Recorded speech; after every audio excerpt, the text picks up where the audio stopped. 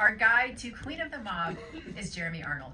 Jeremy is a film historian, a commentator, and an author of many books, some of which you will recognize: Turner Classic Movies, The Essentials, Volume 1 and 2, and Christmas at the Movies, 30 classics to celebrate the season. Yes, I heard some clapping there. Yes, go Jeremy.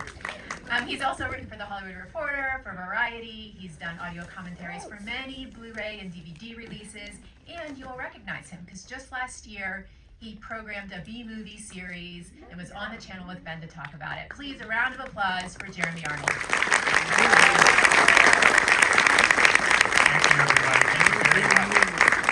Really nice to see so many friends and friendly faces out there. I'm really glad you came to this movie because it's a real rarity. I usually like to ask if anyone here has seen a movie for the first time, but in this case, I want to ask if anyone here isn't seeing Queen of the Mob for the first time. Okay, as I suspected, a smattering of hands, one of which is Mike Schlesinger. It is a rarity. It's never been on DVD or Blu-ray. It's never been on TCM. It hasn't been on television anywhere in this country since the 1980s. And so we're fortunate to have a 35mm print, courtesy of Universal, which holds the Paramount library from this period. So yes, thank you, Universal. In my own ongoing journey to discover new to me B movies, good ones, this is one I finally got to see in a terrible quality version last year, and I wanted to show it.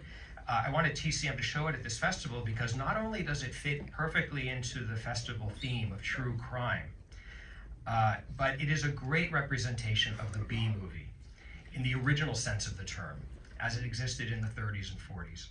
These were films made either by Poverty Row Studios, like Monogram or Republic, or by B units in the major studios, all of which formed their own B units in the mid-30s. They were designed to play in the bottom half of a double bill after the bigger budget A films with big stars. Some theaters showed two Bs as a double bill, but they were almost always a little over an hour long, shot very quickly, 2 to 3 weeks, typically, and cast with character actors who were not major stars, but were still very well known to audiences. Audiences went to the movies constantly back in the day. It was not uncommon for people to see hundreds of movies a year, including Bs. In fact, in the late 1930s, 75% of all movies made in Hollywood were B movies. Wow. Kind of astonishing. So I think it's really important to revive them so we can see and remember the real bread and butter of Hollywood studio filmmaking. And these movies help keep a lot of studios afloat. Now, Queen of the Mob, this is no masterpiece, nor did anyone expect that it would be, except maybe Blancheyurka, who I'll get back to in a moment. But on its own terms, it's really satisfying. It was based on a chapter of a book called Persons in Hiding, which was published in 1938, ghostwritten, but attributed to FBI Chief J. Edgar Hoover. And the book was a series of case studies of the FBI in the 1930s hunting down criminals and criminal gangs. It glorified the FBI. It portrayed the FBI agents as heroic and glorious, and the idea was to show that crime does not pay. That was the message. The book was a bestseller. Paramount bought the rights, and they squeezed 4 B movies out of that book, each based on a different chapter. The first film was also called Persons in Hiding, and it was based on Bonnie and Clyde, just a few years after the real Bonnie and Clyde met their fate. It was very profitable, big hit, as were the other 3 films, and our film, Queen of the Mob, was the 4th and final. It's based on the Ma Barker gang that had recently terrorized the Midwest, although the names were changed for the film. J. Edgar Hoover called Ma Barker, quote, "the most vicious, dangerous, and resourceful criminal brain of the last decade." Now, the truth about how dangerous she actually was is much more open to debate, but it makes a good story and a good movie. The script was written in part by the great Horace McCoy under the title The Woman from Hell. Isn't that a great title? Of course, the Hayes office made Paramount change it. Didn't want hell in the title. It was shot in 3 weeks, from late December 39 into January, and it opened in June. J. Edgar Hoover personally approved the script, but he did mandate a change in the ending after the original ending was filmed. I won't give away what that ending was. You can ask me after, and I'll be happy to tell you. But one person who was terribly unhappy with that change was Blancheyurka, the queen of the mob herself. Now, Blancheyurka was born in Minnesota to Czech immigrants, and she was 52 when she made this film. It was only her second movie. She was a venerated Broadway actress. She did all the classics for 20 years, Ibsen, Shakespeare. And in 1935, David Selznick cast her in A Tale of Two Cities as Madame Defarge. And she drew a lot of attention for that. And she waited to be cast in more major movies, but it didn't happen. So she went back to the stage until 1939. Paramount called her agent and offered her Queen of the Mob. A big step down from MGM, where she had 20, 30 weeks on the film, but it was the lead role, even if she's not first billed.